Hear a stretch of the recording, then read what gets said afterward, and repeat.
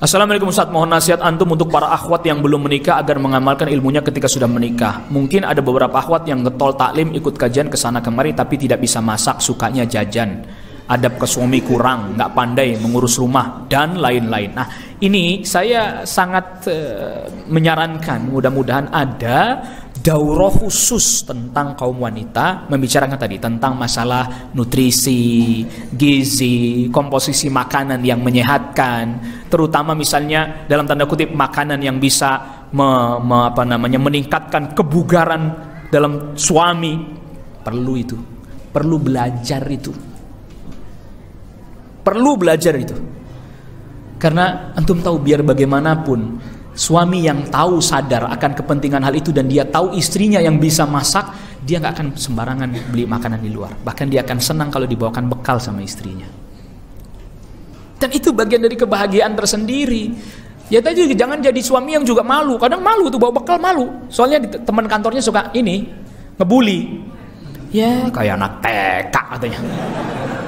Masih bawa bekal aja katanya. Ya antum harus bangga gitu. Ya alhamdulillah istri saya perhatian banget sama saya.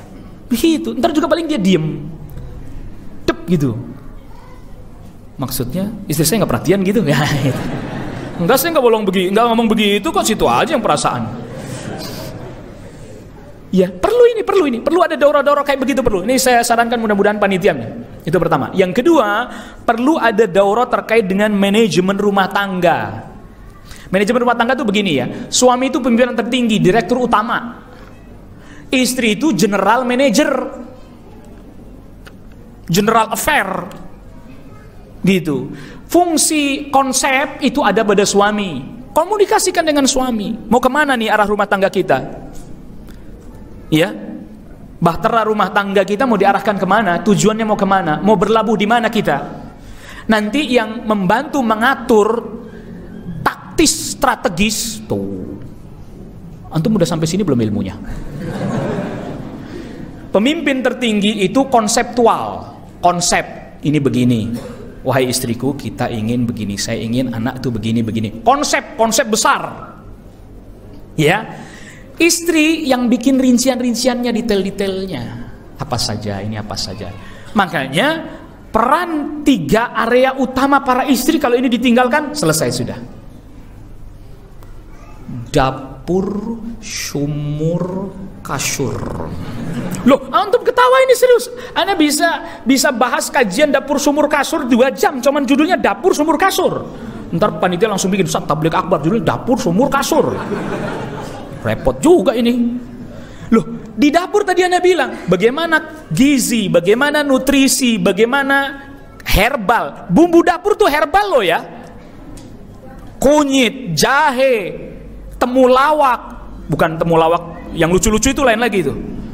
Temu kunci. Itu semuanya itu obat.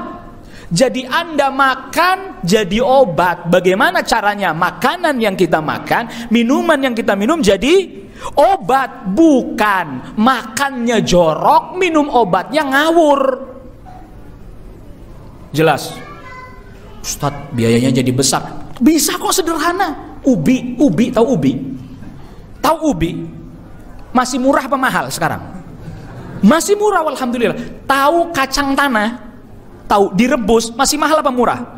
Masih murah ya Allah, masih banyak ya Allah ya. Kendi, tahu kendi? Kendi tahu kendi? Masih mahal apa murah? Masih, cuman agak susah nyari yang jualan. Antum perlu air sejuk, kendi cukup. Saya sangat anjurkan satu hal lagi. Ya afwan kalau ada di antara antum yang tersinggung, dan juga bukan berarti menutup sebagian rizki dari para pedagang ya. Saya anjurkan apalagi pedagang atau apalagi pemuda, juga bukan yang pemuda, jangan banyak minum es air dingin, jangan. Banyak minum air hangat atau air biasa begini saja. Tanya sama para atlet, banyak minum air dingin menurunkan stamina. Serius ini, antum memikir serius juga dong. Dikasih tahu, ini malam-malam buka kulkas, dong. Pilek besoknya. Ya, itu pendingin itu untuk menjaga agar makanan tetap fresh dan awet. Tuh fungsi utamanya antum punya kulkas. Bukan minum air dingin ya akhi. Sesekali lah bolehlah kasih itu, tapi jangan tiap hari. Kalau antum bisa hindari sama sekali. Makanya badan antum sering pegel, sering antum bayangin. Apalagi para akhwat nih, bakso panas pedas. Bakso panas pedas, minumnya es teh manis dingin. Seger Ustaz, alhamdulillah. Haid melintir. Oh, ini bisa disurvei nih. Berapa banyak wanita yang pola makannya seperti tadi, ketika haid sakit luar biasa. Melintir kalau sakit, kalau haid. Itu penyebabnya. Makannya coklat, ice cream. Nih, mesti belajar, ada daurah khusus nih. Anda nggak mungkin jawab semuanya nih. Waktunya nggak cukup, lihat udah jam segitu pertanyaannya masih segini. Masa anak pulang masih bawa PR, kan nggak mungkin ya.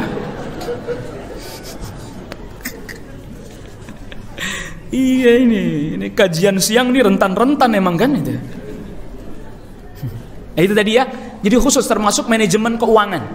Manajemen keuangan bagi para istri, karena terkadang tadi karena suami ini pemimpin tertinggi seringkali nggak mau pusing. Kebanyakan orang Indonesia nggak mau pusing dia.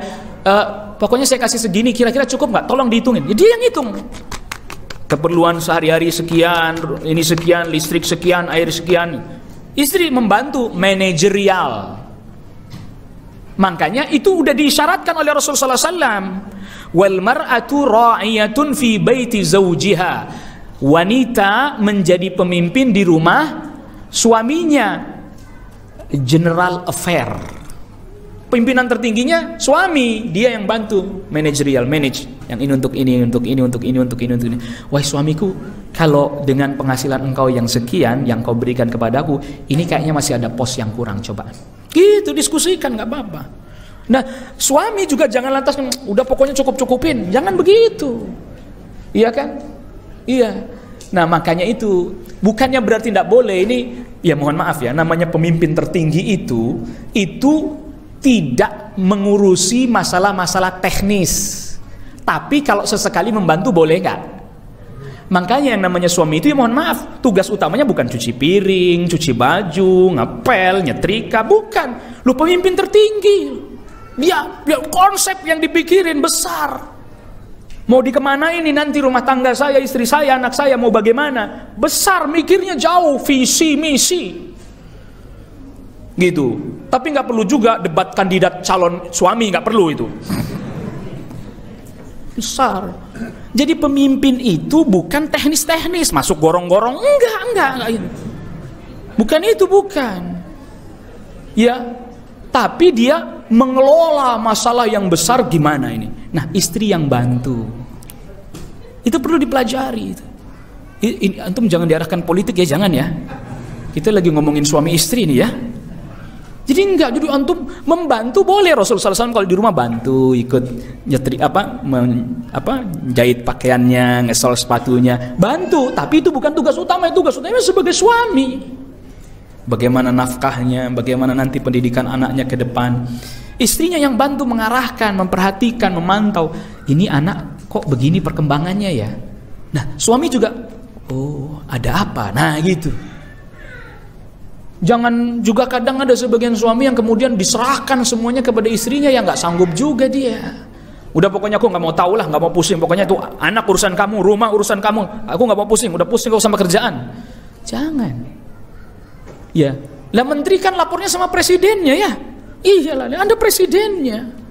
Harus diarahkan. Ini ke sini, ini begini, ini begini. Ada mau problem ini. Konsepnya begini. Itu juga harus belajar manajemen rumah tangga. Mana yang konseptual, mana yang taktikal, mana yang strategikal. Tuh panjang tuh, ada daurah sendiri lagi tuh.